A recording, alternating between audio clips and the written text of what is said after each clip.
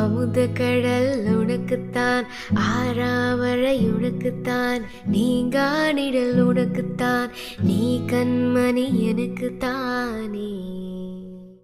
பொருந்தி போனி தோலோடு மடியல் ஊஞ்சல்லாடு, அந்த அருவி பொல்லம்பு தருவாலே, சின்ன அருவிப்பும் என்று சுடுவாலே. நீயும் தும்மிடு தும்மிடு ஆயுச நூறாக, என் உயிர் உன்னோடு பத்து வச்சத்தாக. என் பார்வை உன்னோடு, உன் பொம்மை கண்ணோடு, பேசாமல் விண்ணோடு நான் நினைந்தது போவோம்.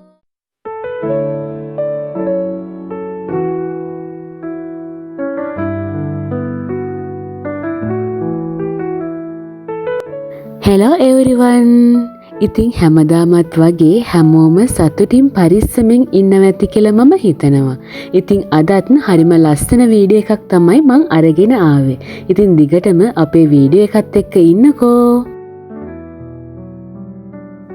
වැස්සෙන් බේරිලා බොහොම අමාරුවෙන් ඉතුරු කරගත්ත මල් ටිකක් තමයි මම මේ මුලින්ම ඔයාලට පෙන්වන්නේ.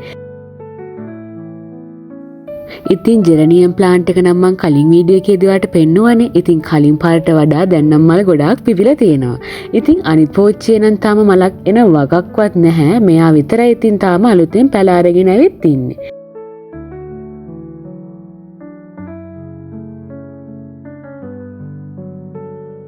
ඉතින් මගේ වීඩියෝ බලන අය හරිම ආසයි මම මේ ඉන්න වටපිටාවට.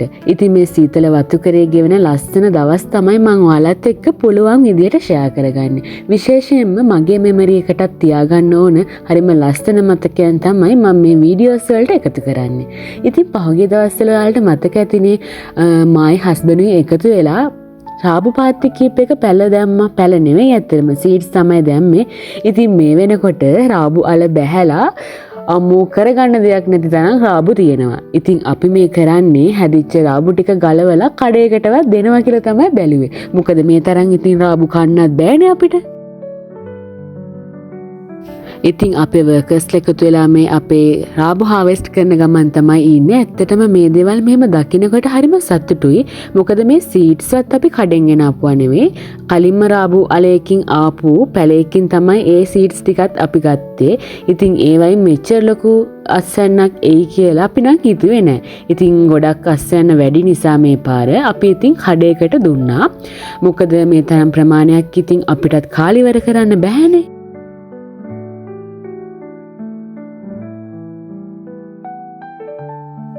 ඉතින් මට හරිම සතුටුයි. ඔයාලා අපේ වීඩියෝ බලනවා නම් මතක ඇති මම මගේ මෙමරිස් විදිහට එකතු කරගන්න දේවල් හැමදාම වගේ ඔයාලටත් ෂෙයා කරනවානේ. ඉතින් කැරට්ස්, ඊට පස්සේ අල, බීට්, බෝංචි ඔන්න ඔය වගේ දේවල් කාලෙන් කාලට අපි ඉතින් මේ තියෙන ඉඩ ප්‍රමාණය වගා කරනවා. ඉතින් මේ පාර අපේ වැඩ කරන අයත් නෙවෙයි අපි දෙන්නම තමයි සීඩ්ස් දැම්මෙත් මේ රාබු ටිකට. ඉතින් හරිම ලස්සනට හොඳට රාබු හැදිලා තියෙනවා.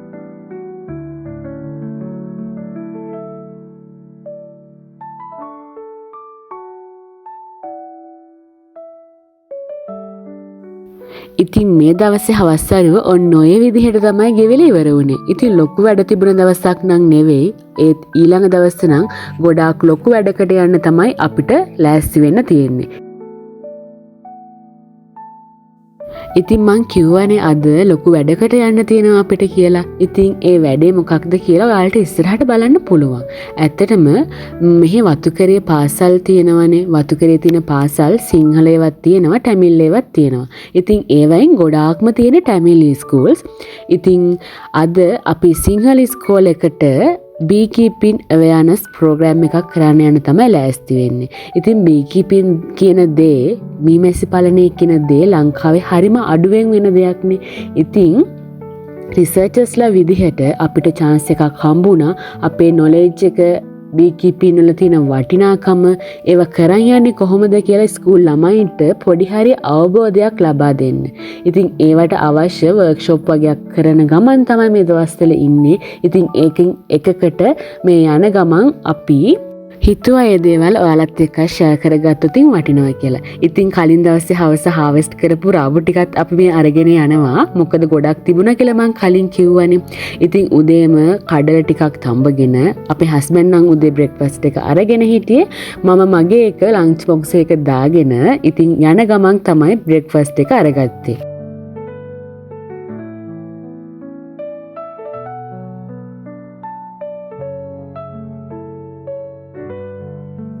ඉතින් මේ දවස්වල කොහේ යන්න පිටත් වුණත් මේ වැස්සෙන් නම් අඩුවක් නැහැ. ඉතින් වැස්සෙම උදේට මලේට යන, ඒ කියන්නේ දලු කඩන යන ගෑනු කට්ටිය තමයි මේ ඉන්නේ. මේ වතුවල ඉතින් ඕක නිතරම දකින්න පුළුවන් දේවල්නේ. ඉතින් අපිත් මේ වැස්සෙම අපි මේ පර වැඩසටහන ලෑස්ති කරලා තිබුණේ හැටන් වල ස්කූල් එකක්. මට මතක විදියට හැටන් ශ්‍රීපාද කොලේජ් කියන ස්කූල් එක.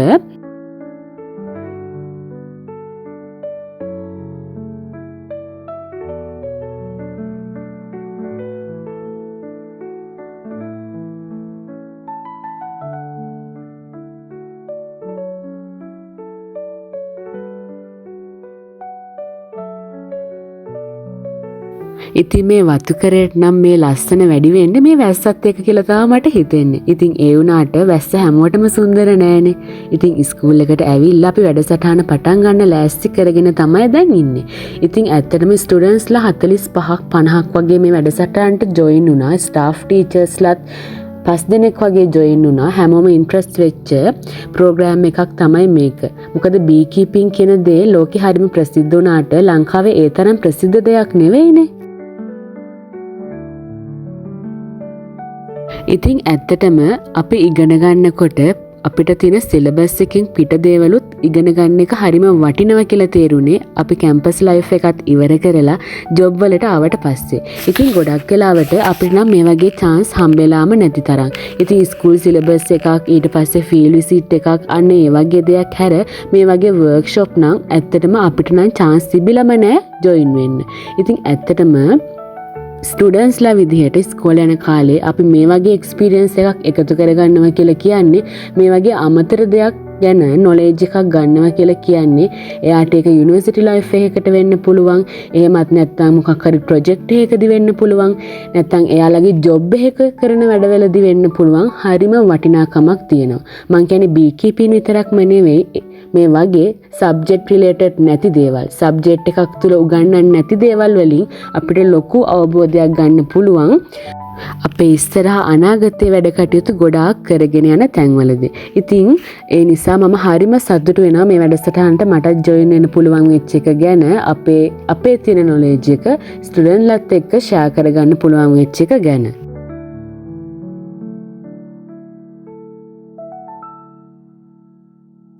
ඉතින් ඇත්තටම මෙහෙ බී කීපින් අපිත් කරගෙන යනවා. මං හිතනවා ගොඩක් අයකට ඉන්ට්‍රස්ට් නැති නිසා මම ගොඩක් වෙලාවට ඒවා ෂෙයා කරගන්නවා අඩුයි. මොකද ගොඩාක් අයට පහසුකම් අඩුයි, නොලෙජ් එක අඩුයි බී කොලන එකක් තමන්ගේ හෝම් ගාඩන් එකේ හැන්ඩල් කරගෙන යන්නේ කොහොමද කියලා.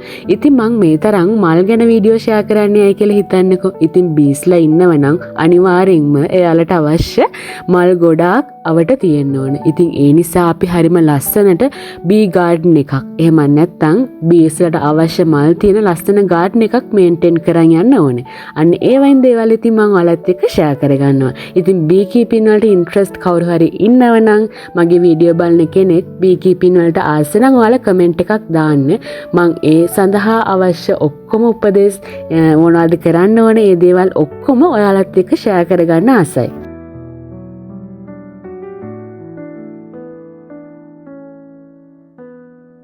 ඉතින් ප්‍රෝග්‍රෑම් එක ඉවර වෙලා තමයි මේ. ඉතින් අපිට හොඳ ට්‍රීට් එකකුත් හම්බුණා ස්කූල් එකෙන්.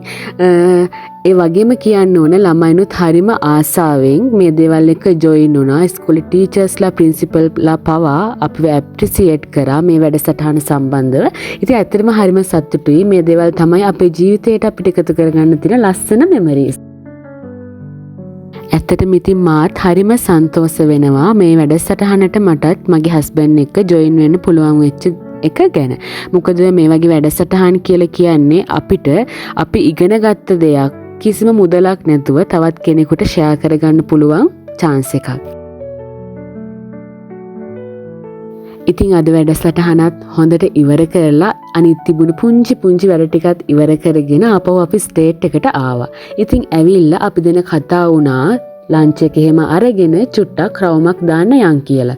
ඉතින් අද අපි රවුමක් දාන්න යන්නේ අපේ ස්ටේට් එක වටේම තමයි. මොකද දන්නවද මේ දවස්වල වැහැලා ස්ටේට් එකේ තියෙන පුංචි දොළපාරවල් හරිම ලස්සනට හැමතැනින්ම ගලාගෙන යනවා. ඉතින් මේ කාලෙට මේ වගේ බහින්න දඟලන්න මම හරිම කැමතියි. ඉතින් ඒකයි අද චුට්ටක් මේ දේවල් බලන්න රවුමක් දාන්න යන් කියලා කතා වුණේ. ඉතින් මේ තියෙන ට්‍රම්පට් ලිලි වලට මතකද මගේ ගාඩන් එකේ දැන් නම් පැල කීපයක්ම තියෙනවා. මම පැල අරගෙන ගියෙත් මෙතනින්ම තමයි.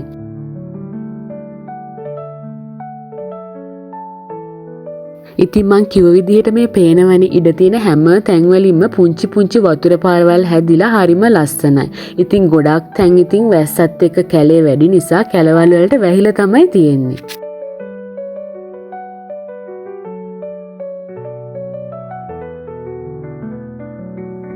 ඉතින් මේ බලන්නකෝ මේ මල්වල ලස්සන ඔරෙන්ජ් කලර් ෆ්ලවර් එකක් තමයි චූටි මලක් තමයි මේකේ පිපෙන්නේ. මෙහි කැලෑවැල් වල තමයි මේ මල ගොඩාක්ම තියෙන්නේ. ඉතින් මේ මෙතන එක පොදියට පැල 100ක් විතර තියෙනවා. ඒ ඔක්කොගෙම මල් පිරීලා තමයි තියෙන්නේ.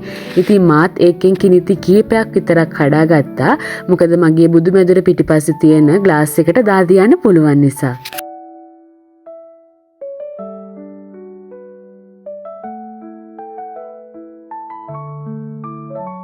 ඉතින් මේ ඉන්න ඒරියා එක කොච්චර දුෂ්කර වුණත් මං හැමදාම හිතින් සතුටු වෙන දේ තමයි මේ පරිසරයත් එක්ක මේ ලස්සනත් එක්ක මේ නිදහසත් එක්ක ජීවත් වෙන්න ලැබීම ඇත්තටම ගොඩාක් ලොකු වාසනාවක්.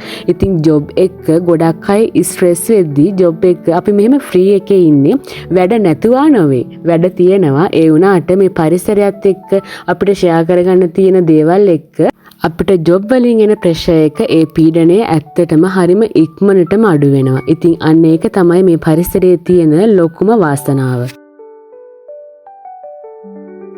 ඉතින් මං හිතනවා අද වීඩියෝ එක ඔයාලා හරිම ආසාවෙන් බලාගෙන ඉන්න ඇති කියලා. ඉතින් වෙනද වගේම මගේ වීඩියෝ එක ඉවර වෙනකන් ආසාවෙන් බලාගෙන හිටපු ඔයාලට thank you so much. ඉක්මනටම ආයෙත් අලුත් වීඩියෝ එකකින් හම්බෙනකන් හැමෝම සතුටින් පරිස්සමින් ඉන්න. bye bye.